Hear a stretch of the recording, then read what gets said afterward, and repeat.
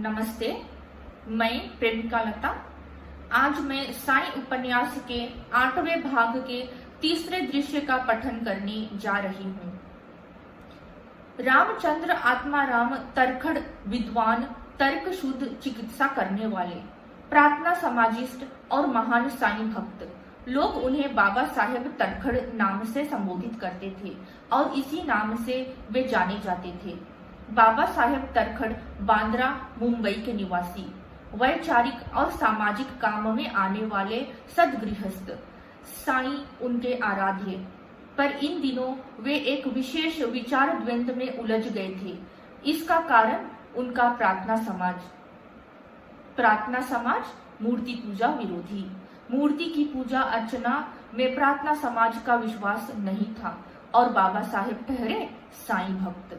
उनके घर में बाबा का एक सुंदर चित्र लगाया हुआ था, पर उस चित्र को नमस्कार करना या उसकी पूजा करना उसके तत्वों में बैठता नहीं था। किंतु उस चित्र को देखते ही उनके मन में नमस्कार करने की इच्छा जाग जाती थी।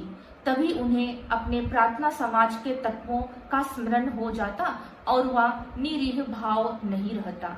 इस द्वंद्व का उनकी साईं भक्ति पर कोई परिणाम नहीं हुआ था। हमेशा उनकी जबान पर साईं नाम मिश्री सा घुला रहता। उनका सारा परिवार साईं का भक्त था। उनकी पत्नी किसी अन्य भगवान की पूजा नहीं करती थी। अनन्य भाव से बाबा की शरण में आई वह एक महान स्त्री थी। उनका बेटा बाल भी साईं भक्त था। बाबा साहेब के प्रार्थना समाज का कोई असर बाल या उसकी माँ की साईं भक्ति पर नहीं हुआ था। इसलिए वे नियम से बाबा की प्रतिमा की पूजा करते थे। यह पूजा नित्य नियम से अक्सर बाल ही किया करता था।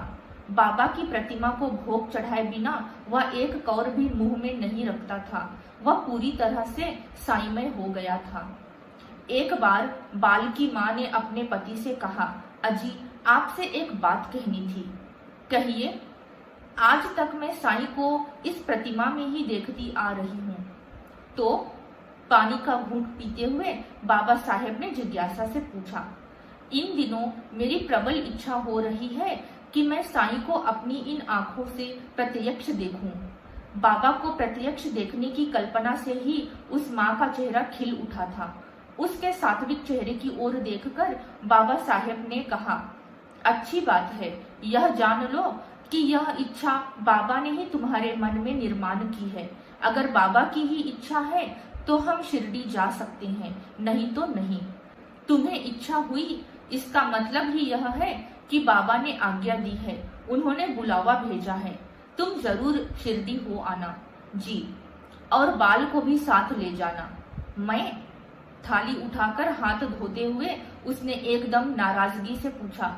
हाँ। उसके चेहरे पर नकारात्मक भाव देखकर बाबा साहेब को आश्चर्य हुआ। उनको तो लगा था कि बाबा का नाम लेते ही वह खुशी से उछल पड़ेगा, कारण वह परम साईं भक्त था। पर उसकी यह प्रतिक्रिया समझ से परे थे। नहीं, मैं शिरडी नहीं जाऊंगा। क्यों? आप और माँ जाइए। अरे बेटे, अभी मैं जा नहीं सकता। क्यों? तुम मेरी नौकरी के बारे में जानते हो ना। मुंबई की बड़ी बड़ी चक्कियों में से एक चक्की हमारी भी है और वहां मैं एक बड़े पद पर हूँ। और इन दिनों काफी समस्याएं चल रही हैं, काफी परेशानियां हैं। ऐसी हालत में मैं बांद्रा नहीं छोड़ सकता। मैं फिर कभी चला जाऊंगा। फिर माँ को अकेले ही भेज दीजिए। अरे, वह एक अकेली औरत कैसे जाएगी? और फिर शिरडी काफी दूर भी तो है, लंबी यात्रा है। उसका अकेले जाना ठीक होगा? नहीं, अब तू बड़ा हो गया है और बाबा पर तेरे अनन्य साधारण भक्ति भी है। बाबा को अपनी आंखों से प्रत्यक्ष देखने का मौका तुम गंवाना चाहते हो? मुझे कारण तो बताओ। कारण भी बाबा ही है। मतलब? मैं रोज बाबा की प्रतिमा की पूजा करता हूँ और उनको भोग चढ़ाने के बाद ही मैं अन्न ग्रहण करता हूँ। हाँ, यह तुम्हारा नियम ही है।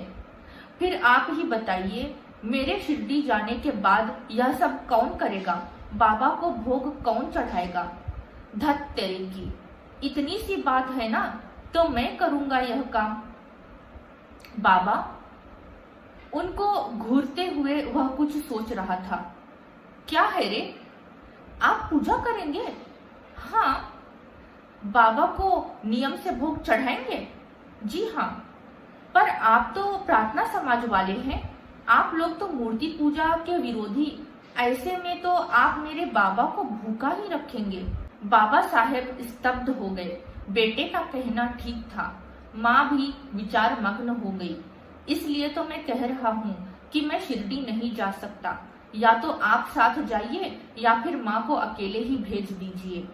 खुद बाबा ही उन्हें संभाल कर ले जाएंगे और पहुँचाएंगे।